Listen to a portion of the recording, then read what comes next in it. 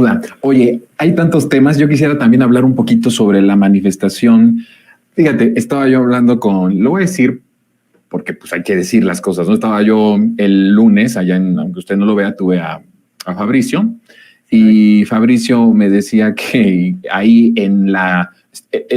creo que ese día sale con Carmen en la mañana, si no mal recuerdo, y Carmen estaba diciendo, un enfrentamiento entre los manifestantes y los que estaban ahí en el campamento, y que tuvo que decirle Fabricio, a ver, al aire, le dijo, discúlpame Carmen, pero no fue un enfrentamiento, de ninguna forma puedes tú decir eso, porque no lo fue.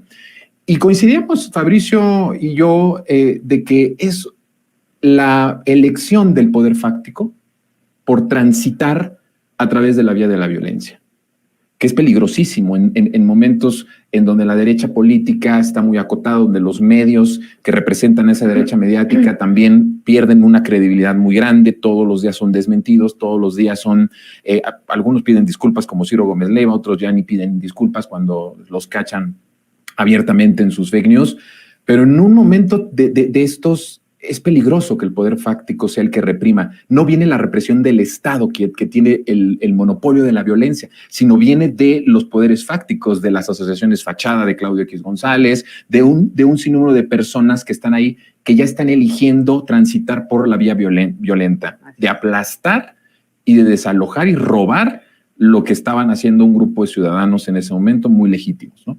Sí, yo creo que es peligroso porque es impredecible, es decir, como no parece haber ninguna justificación, de pronto tampoco es una cosa que puedas contener. Ahora sí hay que entender, hay una parte de todo esto que es una especie de montaje, ¿no?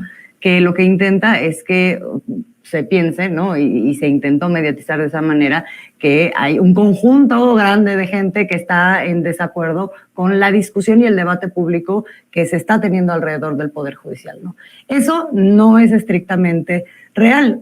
Entonces, lo que se mediatiza es la manifestación, una manifestación supuestamente pacífica, ¿no? Que lo que vemos y lo que desmienten los propios hechos es que más bien un grupo que sí fue minoritario dentro de digamos, el conjunto que marchó ese día, sí fue un círculo de algunas personas, pero que si tú ves toda la situación, pues es una situación de linchamiento, ¿no? Y es una situación en donde nadie tampoco decía, no hagan eso, oigan, eso no, están violentando a unas personas, están violentando las memorias de los niños del ABC, ¿no? De las víctimas del ABC, esto no va o sea, ni siquiera para sus propios propósitos, que es venderse como, pues, paladines de la democracia, de la división de poderes, de la justicia, ¿no? O sea, ni siquiera para eso.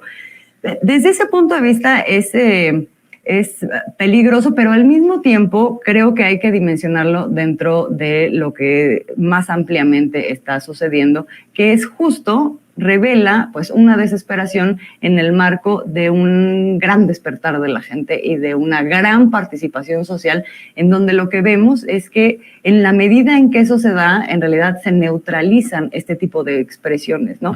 Cuando la gente se da cuenta, cuando la gente sale y dice eso está mal, eso no nos representa, ¿no? Creo que es mucho más fácil que este tipo de cosas se neutralicen. ¿Qué es lo que, por otro lado, sí veo también que me parece a mí más grave y más peligroso dentro del cuadro de todo lo que vimos el día que pasó y en los días siguientes? Es de qué manera la prensa tradicional, la prensa corporativa, la prensa de derecha, lo minimizó, lo invisibilizó o lo justificó, ¿no? Entonces hicieron de esa expresión una cosa o que tenía que suceder o que fue en respuesta a una cosa, a una acción de violencia de la otra parte, cosa que no vimos nunca, o incluso los quisieron criminalizar a las víctimas, ¿no? O sea, eso pasó en varias voces.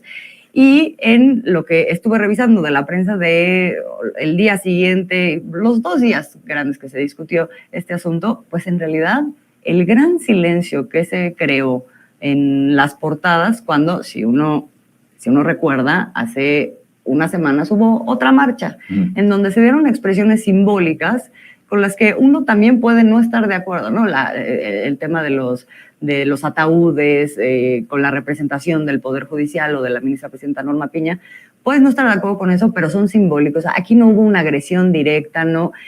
Y ahí todas las primeras planas y todas las fotos estuvieron concentradas en eso, ¿no? No en la movilización, no en el sentido, no en el debate, sino en eso, y además dándole un talante de aquí están llamando al odio y están llamando incluso a la al feminicidio violencia, se decía, al ¿no? feminicidio, ¿no? O sea, le dieron una dimensión que, por tanto, que además es una sobredimensión respecto a lo que fue, y que luego, si uno lo ve comparado con lo que fue la cobertura de lo que pasó el domingo pasado, pues claramente existe una acción deliberada de querer silenciar lo que verdaderamente se gestó ahí, que fue una acción de linchamiento, de profundo odio, de racismo, de clasismo y de autoritarismo, porque un poco lo que se estaba planteando ahí era, ustedes no tienen que existir y no tienen que hablar y no tenemos que debatir de esto, o sea, simplemente la corte no se toca. Y entonces te saco todos los carteles y un poco lo que pasó también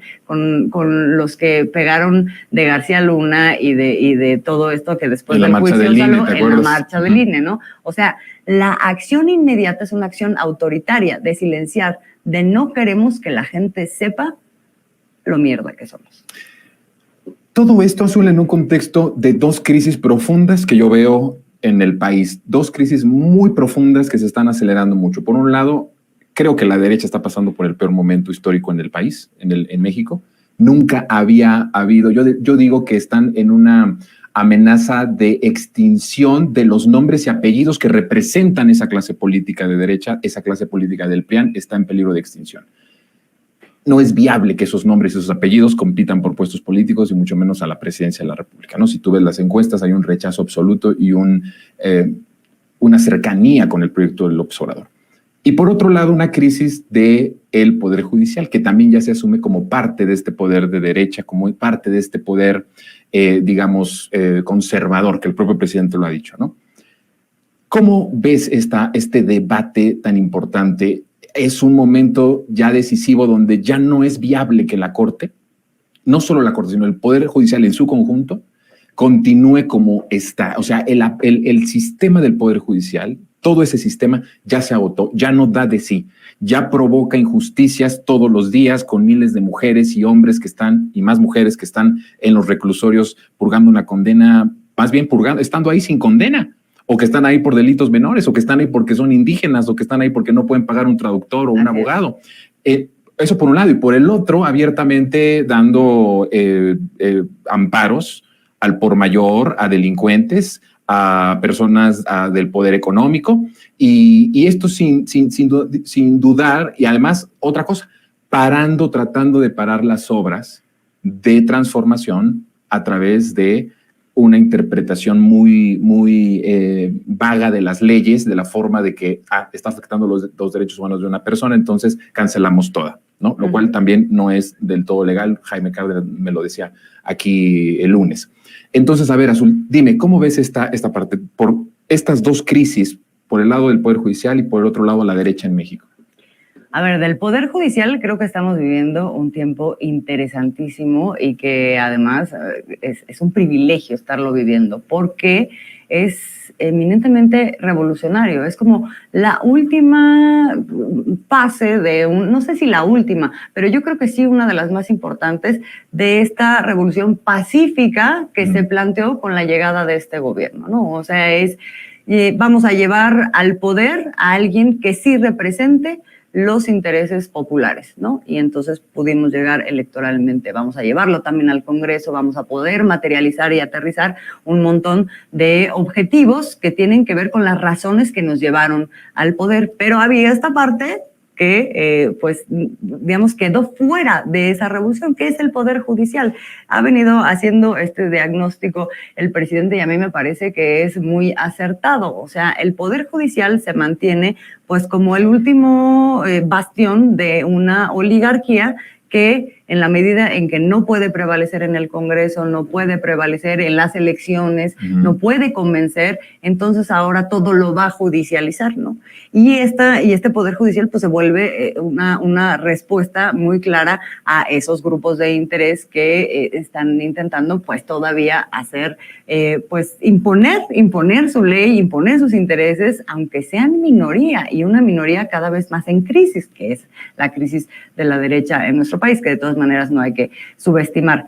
Entonces, creo que es muy interesante porque lo que ahora se está planteando, y si lo vemos en positivo, pues es una revolución democrática que tiene que ver con que por primera vez a la gente se le está pidiendo que se involucre con la misión, la participación en la misión de un poder del que siempre había tenido una distancia absoluta, tanto en la posibilidad de definir quién los constituye, como en lo que finalmente se va a convertir en las acciones de un poder judicial que tiene que responder a la gente. Esta idea de que no responde a la Constitución, sí, pero la Constitución es una letra que se hace en función de un orden y un bien público. Si eso no lo tienes y si lo único que ya has seguido manteniendo en esta letra, en muchos sentidos es muchas contradicciones, porque sí hay parte de todavía esta Constitución revolucionaria, pero luego ya también tienes un Frankenstein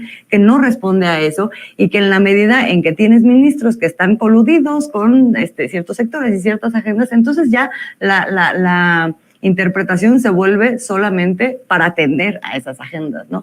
Entonces, ahora lo que se abre, pues es la posibilidad de que se zarandee y se desmadeje, pues esa serie de complicidades, para que entonces quepa la posibilidad de ver la justicia y ver el tema incluso constitucional, que no legaloide, desde una perspectiva que vaya con el empuje que ahorita está teniendo todo un movimiento social que dice no queremos corrupción y no queremos que todas las decisiones de este país estén diseñadas para favorecer a un grupitito, que eso es lo que ha sido la historia de nuestro país. Y si tú te pones a ver el tema de las grandes obras, pues el propósito que tienen es atender a estos intereses mayoritarios. Las obras de infraestructura y otras obras también responden a eso. Entonces, todo el sabotaje que ha habido, pues es en contra de la gente, es en contra de esas mayorías.